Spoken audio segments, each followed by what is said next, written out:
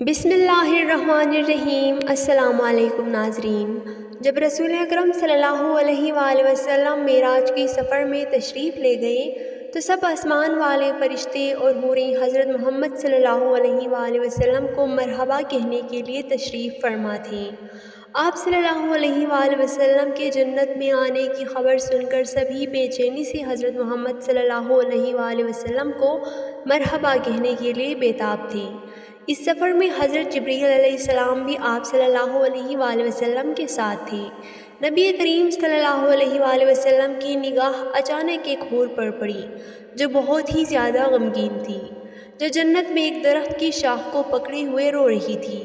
آپ نے حضرت جبریل علیہ السلام سے پوچھا کہ اس حور کو کیا پریشانی ہے کہ اتنی غمگین بیٹی ہے، جنت میں ہوتے ہوئے بھی یہ اتنی پریشان کیوں ہے؟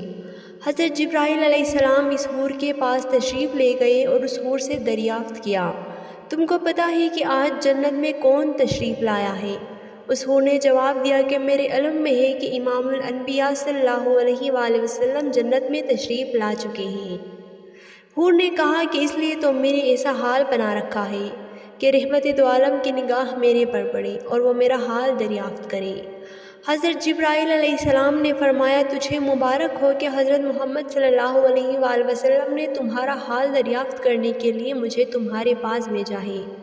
محمد کی سواری تمہارا جواب طلب کرنے کے لیے یہاں رکی ہوئی ہے۔ حور نے اپنی آنسوں کو صاف کرتے ہوئے کہا کہ میں خود اپنی درد بری کہانی آقا دو جہان کو سناؤں گی۔ آپ نے اس حور کو اپنے پاس آنے کی اجازت دی تو حور آپ صلی اللہ علیہ وآلہ وسلم کے پاس گئی۔ حور نے بڑا ادب کے ساتھ حضرت محمد صلی اللہ علیہ وآلہ وسلم کو سلام پیش کیا۔ حور نے نبی کریم صلی اللہ علیہ وآلہ وسلم سے عرض کی کہ اللہ تعالیٰ کا لاکھ لاکھ شکر ہے کہ اس نے مجھے حسین و جمیل حوروں کی سردار اور ملکہ کا رتبہ دیا۔ جنت میں میرے جتنا خوبصورت کوئی نہیں۔ مجھے اللہ تعالیٰ نے اتنا حسن و جمال سے نوازا ہے کہ اگر میں اپنا نقاب چہرے سے ہٹا دوں تو جنت میں ہر طرف نور ہی نور ہو جائے گا۔ حور نے بڑے دکھی لہجے میں کہا، اے اللہ کے نبی صلی اللہ علیہ وآلہ وسلم، ایک دن میرے ذہن میں خیال آیا کہ قیامت کے دن ہر حور کو کسی نہ کسی بندے کے حوالے کر دیا جائے گا۔ اللہ تعالیٰ نے میرا بھی کوئی نہ کوئی جوڑا بنایا ہوگا جس کے ساتھ میں نے دائمی زندگی گزارنی ہوگی۔ میرا یہ خیال آگے بڑھتے بڑھتے ایک خواہش کی صورت میں تبدیل ہو گیا۔ میں نے ایک دن اللہ تعالیٰ کی بارگاہ میں یہ سوال کیا کہ یا اللہ، تیرا لاکھ لاکھ شکر ہے کہ تو نے مجھے جنت کی سب حوروں سے زیادہ حسن و جمال عطا کیا ہے، کہ اتنا حسن و جمال جنت میں کسی بھی حور کو نہیں عطا کیا ہے۔ یا اللہ، میرے دل میں کافی مدت سے ایک سوال اٹھ رہا ہے کہ تو نے ہر حور کا ایک ایک جوڑا بنایا ہے جو زمین پر مردوں کی شکل میں پیدا کیا ہے، مرنے کے بعد وہ جنت میں حوروں کے خاوند ہوں گے۔ یا اللہ، یہ بات تو ظاہر ہے کہ تو نے میرا بھی کوئی جوڑا بنایا ہوگا جو جنت میں میرا خاوند ہوگا۔ یا اللہ تعالیٰ، اس بندے کی ایک جھلک مجھے بھی دکھا دے۔ اللہ تعالیٰ نے میری دعا کو قبول فرمایا اور حکم دیا کہ سامنے جو آئینہ لگا ہے اس کو دیکھ لو، اس آئینے میں تجھ کو تیرے جوڑے کی صورت نظر آئے گی۔ یا رسول اللہ صلی اللہ علیہ وآلہ وسلم، میں بڑی خوشی کے ساتھ اس آئینے کی طرف بڑھی۔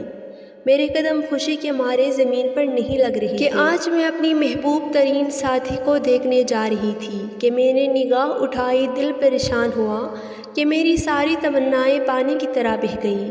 میرا ذہن ہمیشہ اس بات کو لے کر بہت ہی دکھی ہوتا ہے۔ میں سوچتی تھی ایسا نہ ہو کہ میرا جوڑا کوئی بدصورت اور وحشی نہ ہو، کیونکہ میں اس کے ساتھ کس طرح وقت گزار سکتی ہوں۔ میں اس بات کو سوچ سوچ کر پریشان ہوتی رہتی ہوں۔ جب میں نے آئینہ دیکھا تو وہی ہوا جس بات کا مجھے ڈر تھا۔ نبی کریم صلی اللہ علیہ وآلہ وسلم اس کی بات سن کر مسکرائے۔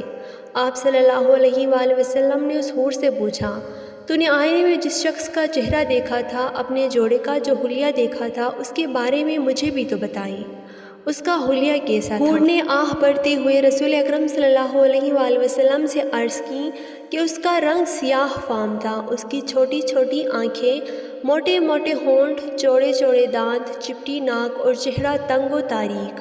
اس کی پریشانی چوڑی تھی، قد و قامت میں بھی وہ بالکل خوبصورت نہیں تھا۔ مجھے تو وہ حبشی نسل سے لگتا تھا۔ جب سے میں نے اس آئینے میں وہ چہرہ دیکھا ہے، میں تب سے ہی پریشان ہوتی رہتی ہوں۔